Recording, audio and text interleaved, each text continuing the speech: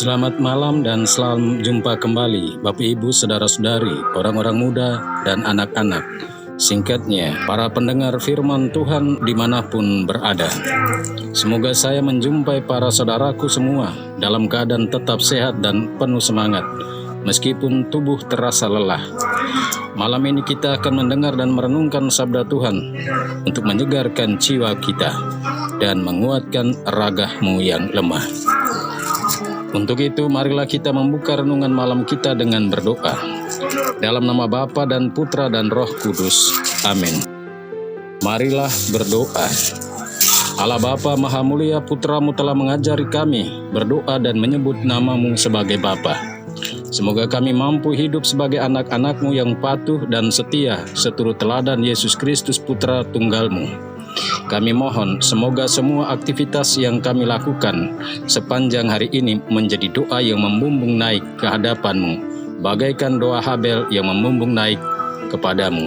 Demi Kristus, Tuhan dan pengantara kami, yang hidup dan berkuasa, kini dan sepanjang segala masa. Amin. Bapak, Ibu, Saudara-saudari, kita akan merenungkan sabda yang diambil dari Injil Matius bab 6 ayat 7 sampai 15. Tuhan bersamamu dan bersama rohmu. Dalam khotbah di bukit, berkatalah Yesus, bila kalian berdoa janganlah bertele-tele seperti kebiasaan orang yang tidak mengenal Allah. Mereka menyangka doanya akan dikabulkan karena banyaknya kata-kata. Jadi, janganlah kalian seperti mereka, karena Bapamu tahu apa yang kalian perlukan sebelum kalian minta kepadanya. Maka berdoalah kalian demikian. Bapa kami yang ada di surga, dimuliakanlah nama-Mu. Datanglah kerajaan-Mu, jadilah kehendak-Mu di atas bumi seperti di surga. Berilah kami pada hari ini makanan kami yang secukupnya, dan ampunilah kesalahan kami seperti kami pun mengampuni yang bersalah kepada kami. Dan janganlah membawa kami ke dalam pencobaan, tetapi bebaskanlah kami dari yang jahat. Amin. Karena jikalau kalian mengampuni kesalahan orang, Bapamu yang di surga akan mengampuni kalian. Tetapi jikalau kalian tidak mengampuni orang, Bapamu pun tidak akan mengampuni kesalahanmu. Demikianlah sabda Tuhan.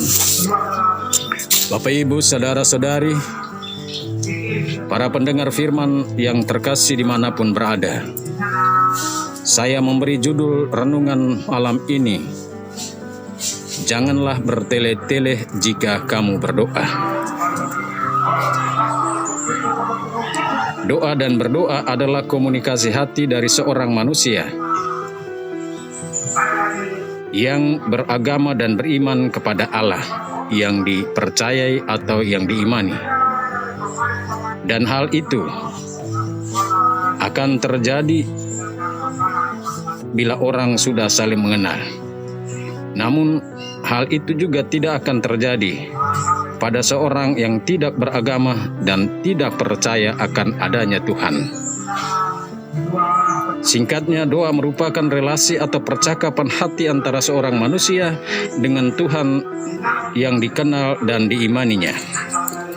Dalam hidup ini, seorang anak dapat berdoa dan mengenal Tuhan. Mula-mula datang dari orang tuanya yang adalah orang yang beragama dan selalu menghayati hidup doa dalam kesehariannya. Dan hemat saya, seorang anak sudah mulai belajar berdoa sejak dia berada dalam rahim seorang ibu yang memiliki agama dan selalu menghayati hidup keagamanya dalam keseharian hidupnya.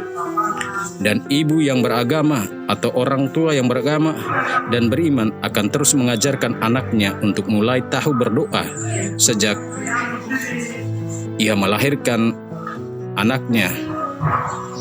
Dan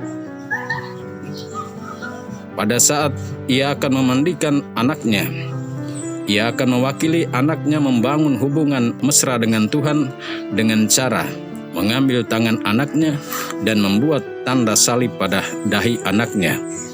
Inilah cara-cara sederhana seorang ibu rumah tangga atau orang tua beriman mengajarkan anaknya berdoa. Lalu ia mulai memandikan anaknya. Bapak, Ibu, saudara-saudari, para pendengar firman Tuhan yang terkasih dimanapun berada, ketika anak-anaknya mulai mengerti, orang tua atau para guru mengajarkan doa, dan doa yang diajarkan adalah doa-doa pokok dalam kehidupan beragamanya. Seperti orang tua Kristen akan mengajarkan doa pokok, yakni Aku Percaya, Bapa Kami, dan Salam Maria. Salah satu doa pokok yang sering diajarkan adalah doa Bapa Kami. Mengapa? Doa Bapa Kami selalu lebih dahulu diajarkan, karena doa Bapa Kami adalah sebuah doa yang diajarkan Tuhan Yesus kepada para rasulnya dan kepada kita semua. Yesus dalam Injil yang kita dengar tadi, dalam hubungan dengan doa dan berdoa, Ia pertama-tama mengingatkan para murid dan kita semua, dalam berdoa kita jangan bertele-tele. Mengapa? Karena apa yang menjadi isi doa ataupun apa yang akan kita minta dalam doa, Allah sudah mengetahuinya. Yesus juga tidak hanya mengingatkan kita untuk bertele-tele dalam berdoa, tapi Ia serentak mengajarkan para muridnya kala itu dan kepada kita muridnya zaman ini sebuah doa yang sederhana dan lengkap, yakni doa Bapa Kami. Kita pun bertanya, mengapa Yesus mengajarkan doa Bapa Kami kepada para muridnya dan kepada kita? Doa Bapa Kami adalah sebuah doa yang sederhana dan lengkap isinya. Apa saja isinya? Bapa Kami, apa saja isi doa Bapa Kami, saudara-saudariku? Doa Bapa Kami berisikan pujian kepada Allah dan permohonan dari manusia. Dalam doa Bapa Kami, Yesus meminta para murid dan kita menyapa Bapanya dengan sebutan yang sama, yakni Bapa. Allah adalah Bapa kita bersama, dan kita menjadi saudara Yesus, saudara sebapa yang ada dalam surga.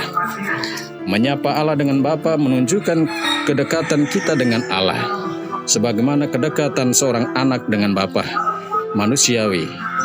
Karena setiap hari kita memanggil orang tua laki-laki kita dengan sebutan Bapa.